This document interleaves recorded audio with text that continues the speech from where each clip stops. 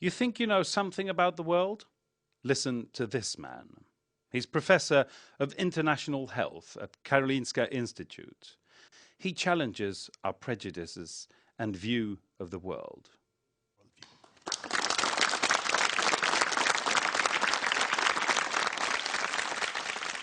Now, when I start to talk about this and I say there's 10 million deaths of children in the world, most people say, oh, it's terrible, you know.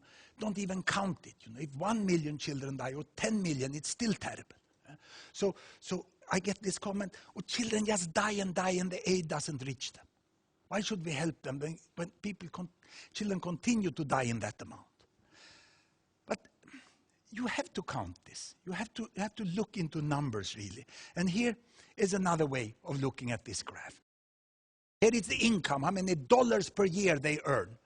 And the bubble now symbolized the number of children born. It was 100 million children born in 1959. That is the year when AIDS started in the world. So I started here. And here we have the child death. Few children dying, many children dying. So here it's bad health there, good health in this direction. And look how it was in 1959.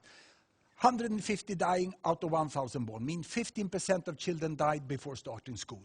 And they earned $3,000.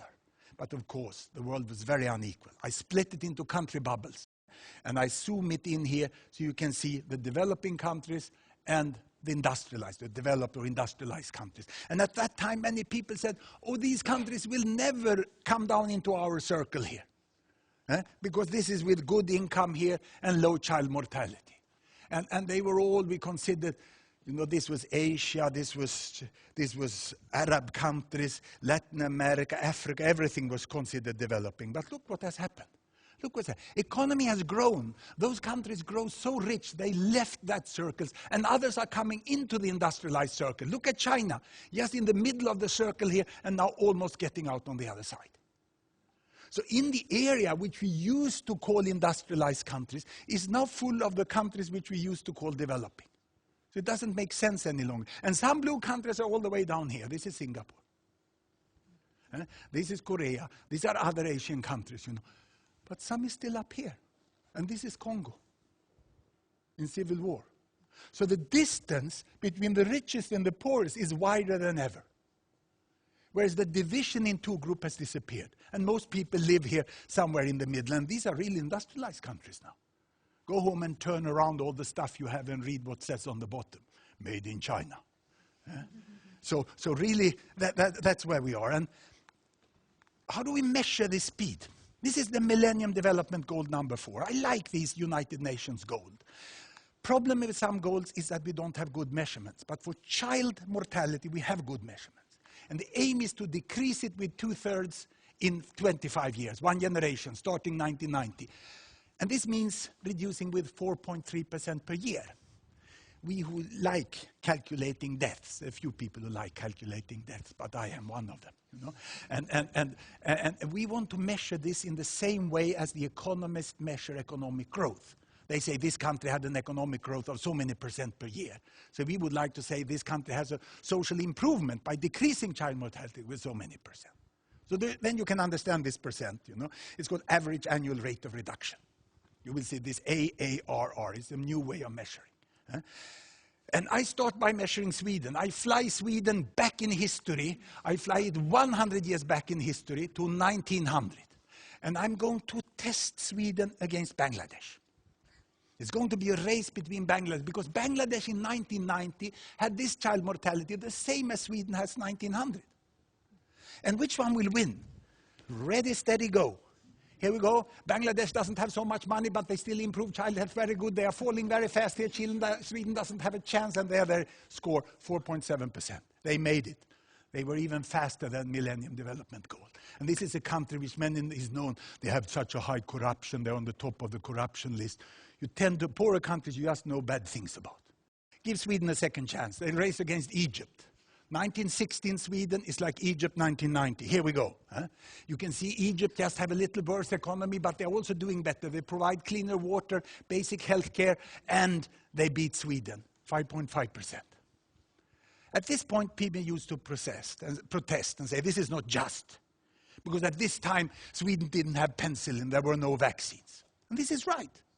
We have techniques, we have knowledge about breastfeeding today, which should make it possible to reduce child mortality faster. And so many countries are doing. Let's test another one. Brazil. Brazil, 1990, was richer than Sweden, 1932. Brazil is a country of great inequity. Some people are very rich in Brazil, some are very poor. And they had the same child mortality as Sweden, 1932. Ready, steady, go. Here we go.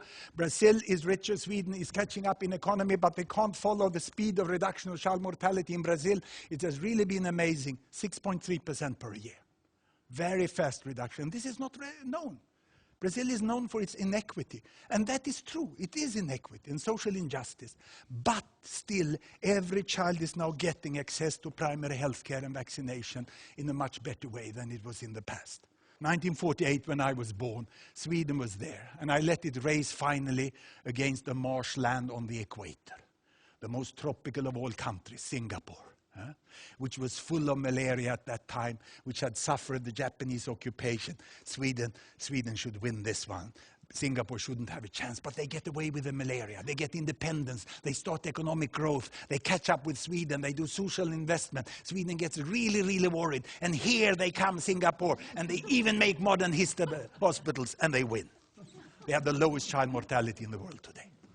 It's quite amazing what they have done. Sweden had an average rate of reduction of 3.6%. It never reached the Millennium Development Goal. We are setting targets for the developing countries today which we have never fulfilled ourselves. Let's be a little humble when we criticize countries who doesn't fulfill what we have never done ourselves. And of course it should go faster. These targets are not unrealistic. They can be achieved because it's not just any exceptional country I'm showing you. Look here, all these green countries are going faster than 4.3% the last 16 years. These yellow countries are almost making it. They are between 2, 3, or 4%. The problem is that we have a number of countries here with very low income that does not reduce child mortality. They have war, they have backlash with HIV, they have terrible malaria situations. That is the problem. Then we have a North Korea or some other countries for political reasons which are doing very bad in the center. But the problem is that the few countries which are poorest, that's why we don't see the improvement. But I'll give you a nice example here. It's Tanzania. Tanzania, child mortality since 1990, it did not improve until 1995.